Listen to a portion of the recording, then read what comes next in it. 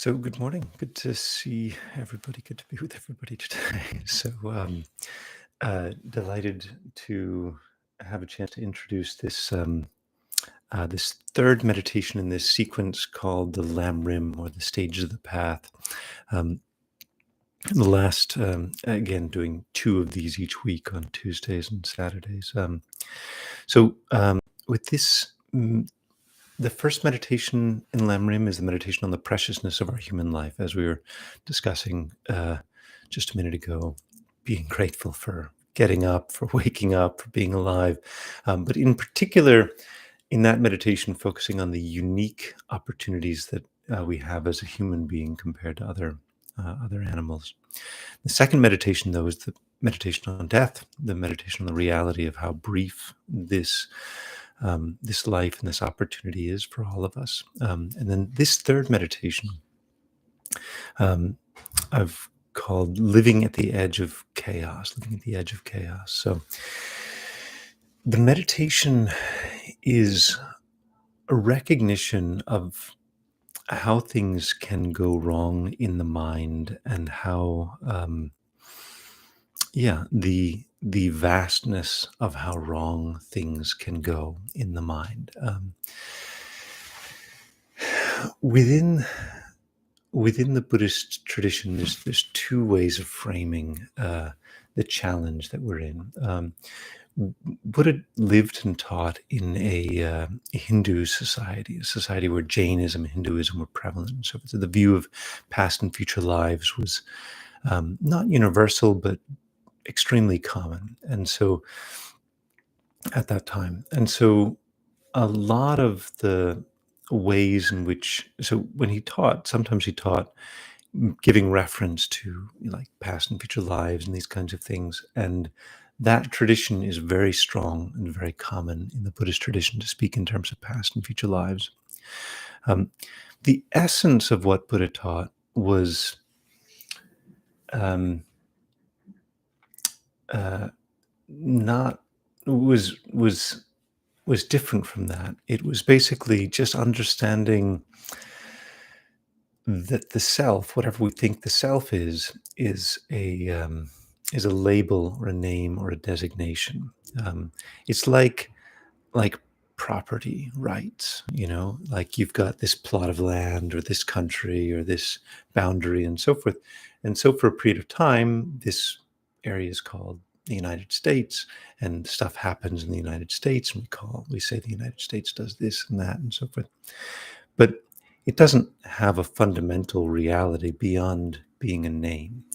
So similarly, I am inheritor of a great collection of genetic material, and inheritor of a great collection of social understanding. And then also within this body and mind, come up with a lot of ideas of my own, seemingly of my own, but actually just recombining ideas based on the language I've received.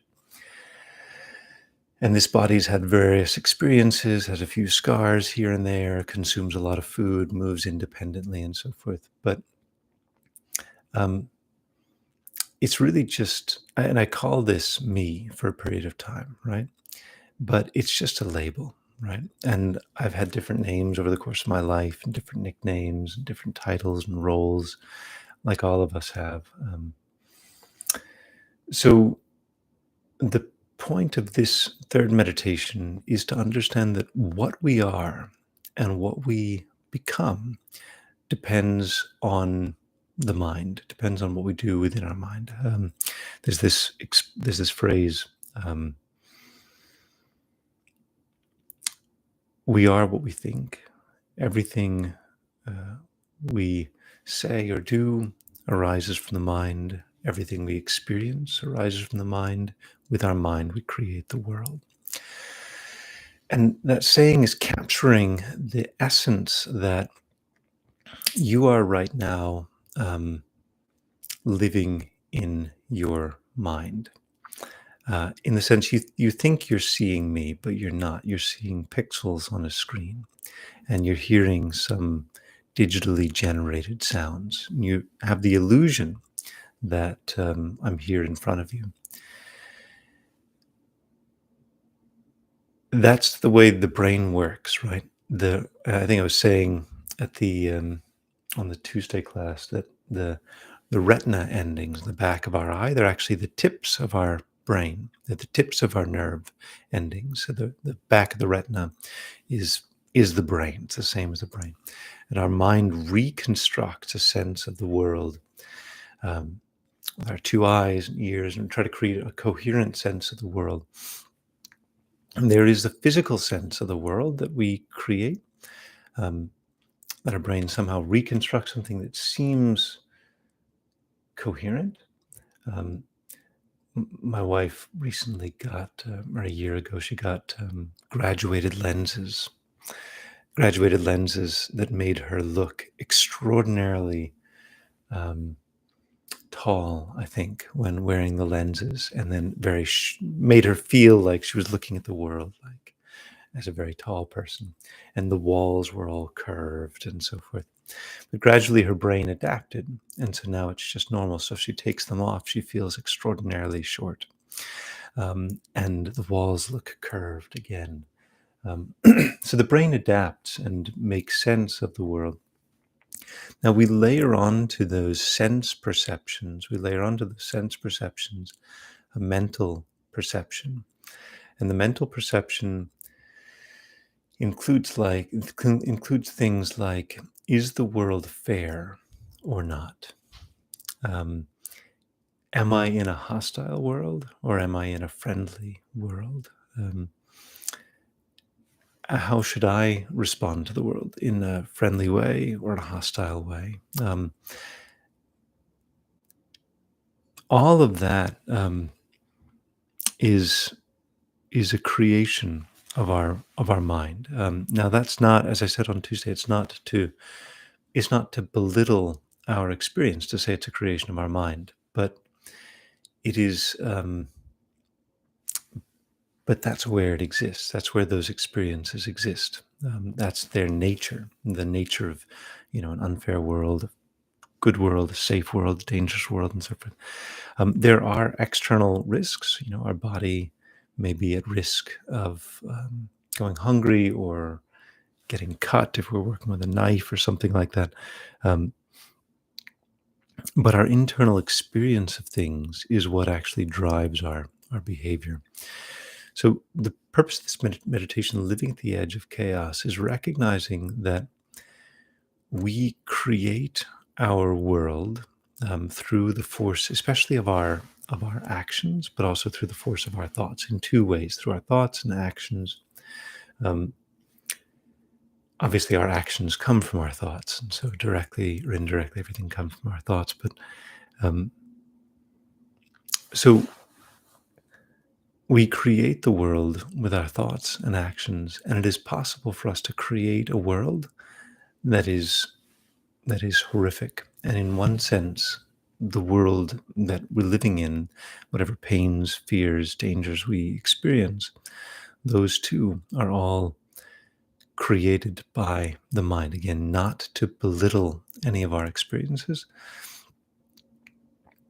but two people can be in the same place and having very different experiences, even in dangerous situations, and having very different experiences. Um,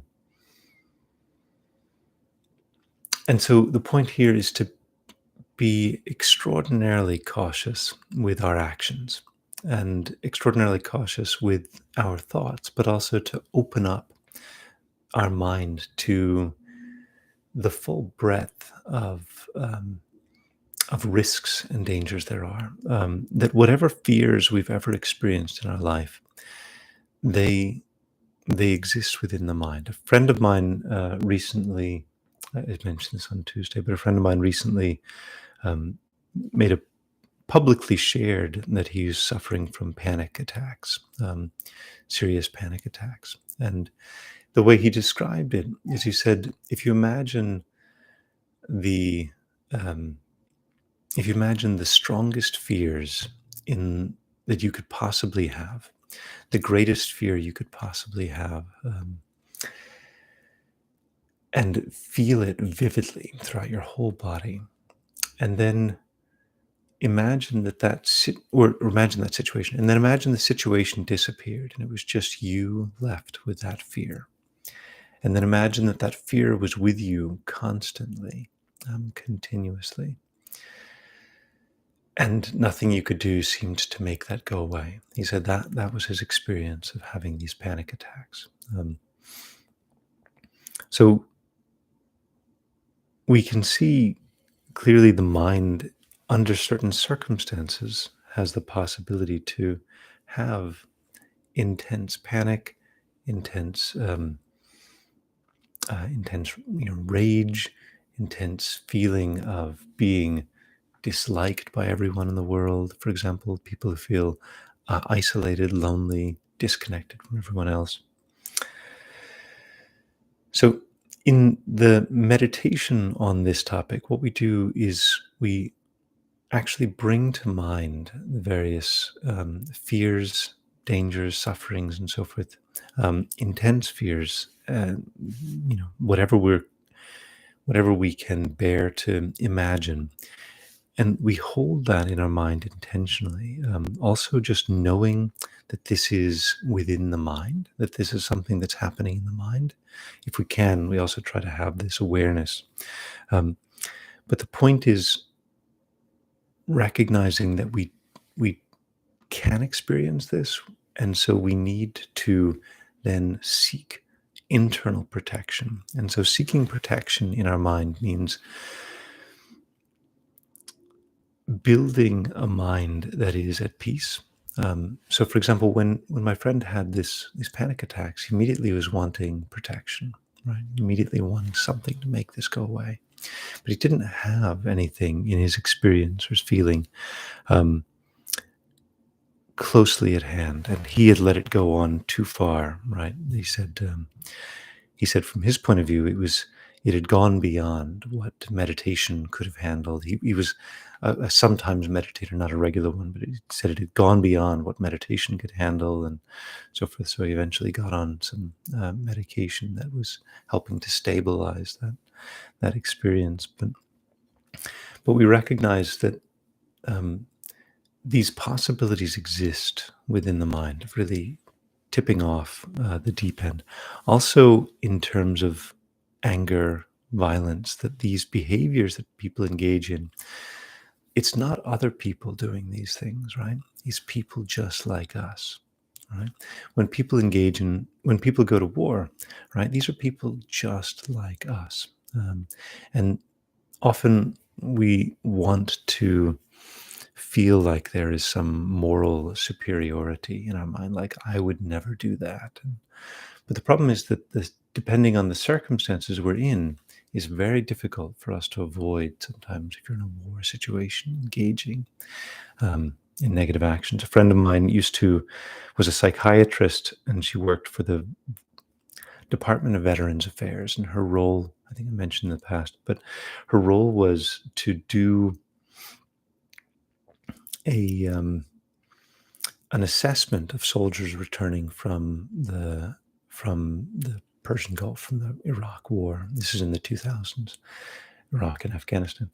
Um, and the purpose of the assessment was to determine whether they had post-traumatic stress disorder. And her conclusion was, she saw hundreds of patients, and she said, from seeing them all, every single one of the people that she saw had post-traumatic stress disorder. But her job was to differentiate between people who had acute post-traumatic stress disorder, like, yes, they had it, but it would go away, and those who had chronic post-traumatic stress disorder, that they would never, they would, in a sense, never be free from that, or never be too far from that possibility in the mind. And she said the thing that really weighed most heavily in their minds was that every single one of them had committed what would be considered atrocities, war crimes. And her comment, which I still remember 20 years later now, she said, it is impossible to unleash that kind of violence and expect it to stay in control. it's impossible to unleash that kind of violence, but expect it to stay in control. And these are just random, average, typical, you know, teenagers, 20 somethings, and so forth, who were attracted to the lure of, for whatever reason, became soldiers. So, yeah, anyway, the point of this meditation is to recognize that we have this within our minds, these tendencies towards violence, theft, whatever, lying, and so forth. Um, and these in turn create a world, right? Whether you're on the victim side of the world or the victimizer side of the world, right? Same side of one coin. Um, the more people lie, for example, the more they tend to feel them being lied to, or being deceived, or lack less they trust others. So it's not always directly related like that, but it's one situation that we're all tied up with. It's not.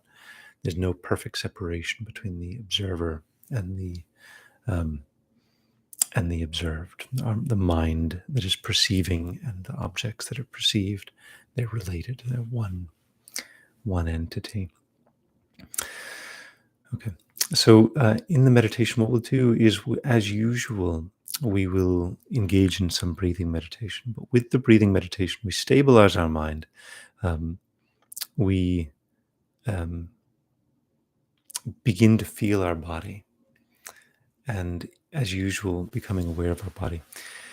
Now, fear is a visceral experience. When fear arises, you will feel it in your body. And that's part of the meditation, really, to recognize how much fear is a physical, felt experience. So, whether we do this meditation on living at the edge of chaos or not, is really up to us. What we do in our meditation is private. If you find it useful, you can do this meditation. If you don't find it useful, you can find an alternative meditation. Just focus on your breathing. But what we'll do is intentionally bring to mind circumstances, situations that bring fear to our mind, and then just sustain that fear. The purpose is of this meditation is recognizing how far our mind can go out of control, and wishing not to experience that, and wishing to keep our mind under control. The purpose of the meditation is to drive us to build inner protection, inner peace in our mind that can protect us from these fears. So just by facing fears in meditation, for example, we are more able to know what to do when those fears arise in reality. For example, like my friend who's having the panic attacks, or so it feels a little bit counterintuitive when I'm saying it, right? It may feel a little bit counterintuitive to actually experience fear in meditation, but we can try it and see if we find it useful. Otherwise, we just focus on the breathing meditation itself. Okay. So, as usual, we'll start by finding a comfortable position. We take a deep breath in and out.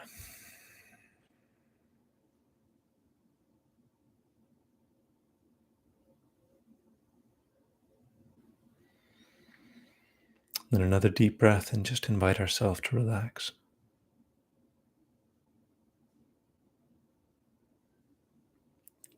And a third deep breath, just asking ourselves what is important now.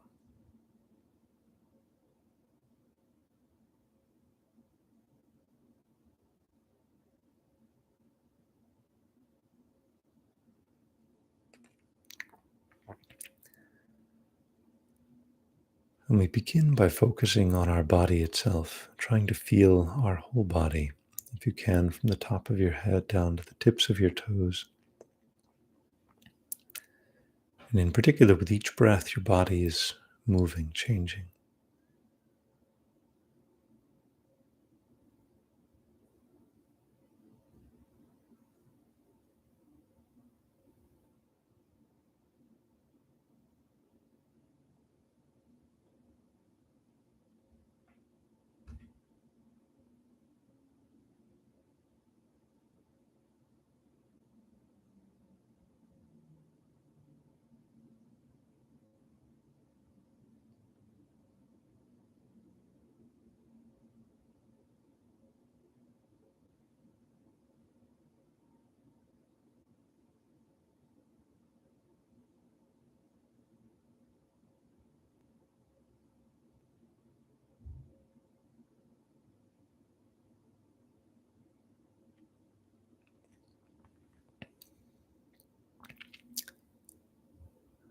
With each breath, our body is moving, changing.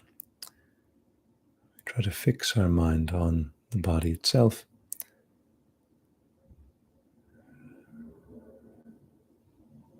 letting other distracting thoughts subside.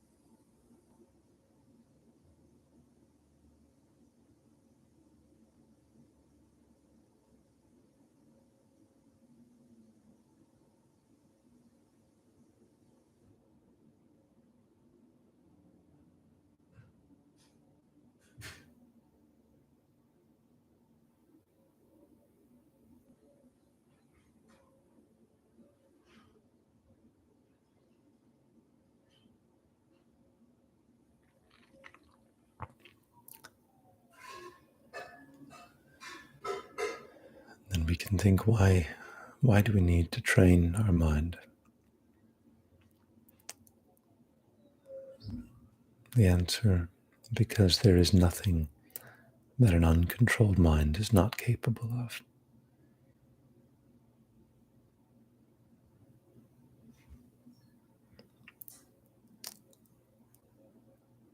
Our mind has the capacity to engage in any evil action, and our mind has the capacity to experience any fear, suffering, danger.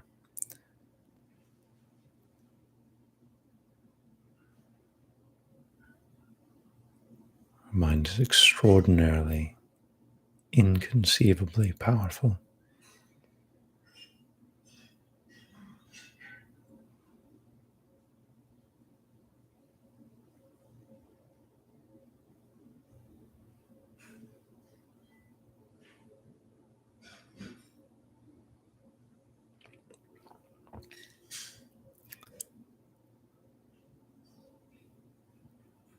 We need to take our mind seriously, tame and control our mind to prevent us from causing suffering for ourselves or others.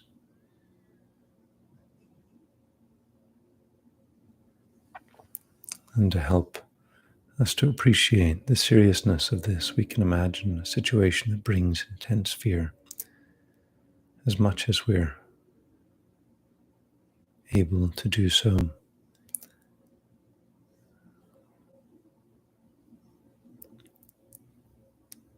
we choose at any point if we want to stop the meditation, or if this is not helpful for us, we do a different meditation. But if we want, we can imagine a situation that stimulates intense fear. We just hold that fear to drive this wish never to experience such sufferings by learning how to control our mind.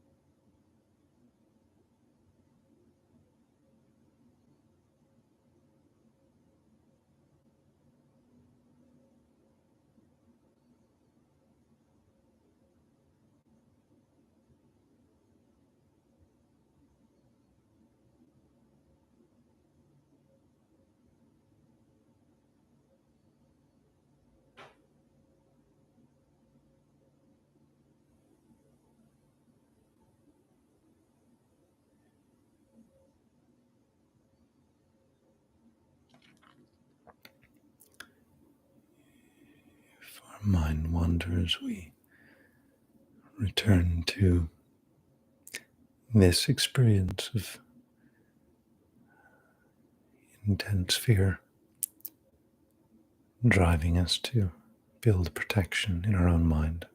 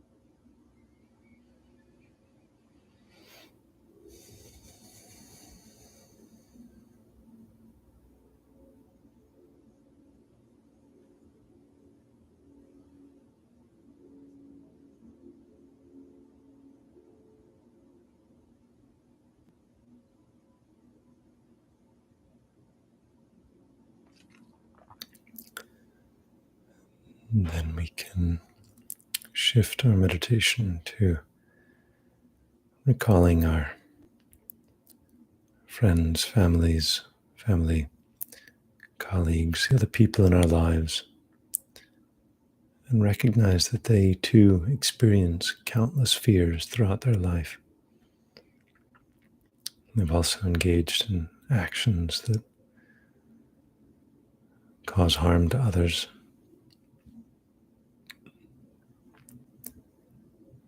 And we can contemplate we're not really any different, ourselves and others. We all experience fear, danger. We're all at risk of actions that cause harm to others.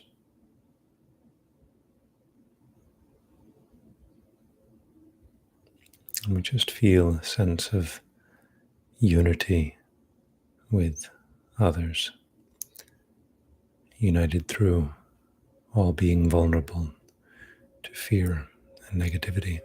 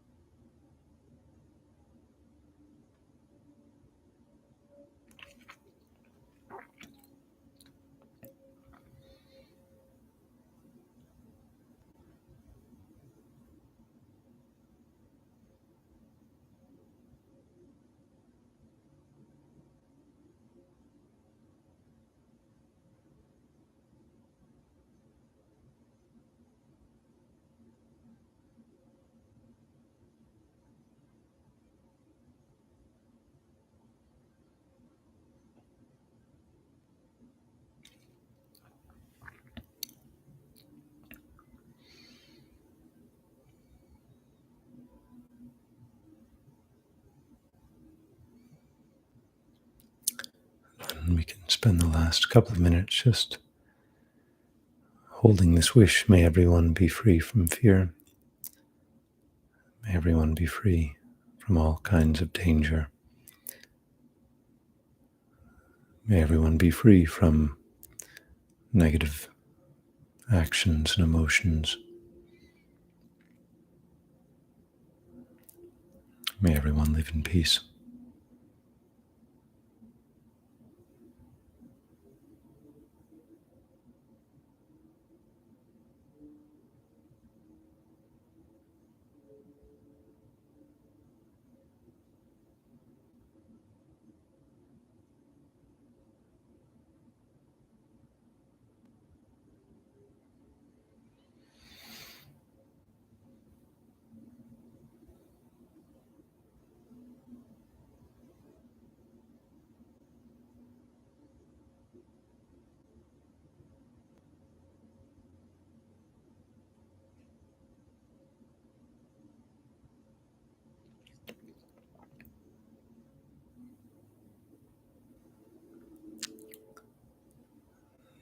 Through the power of the thoughts, meditations we've done here, we are deepening these mental pathways, acknowledging fear, wishing for freedom from fear in our own mind May everyone follow paths like these, protecting themselves and others from all fears and dangers. And then we can arise from our meditation.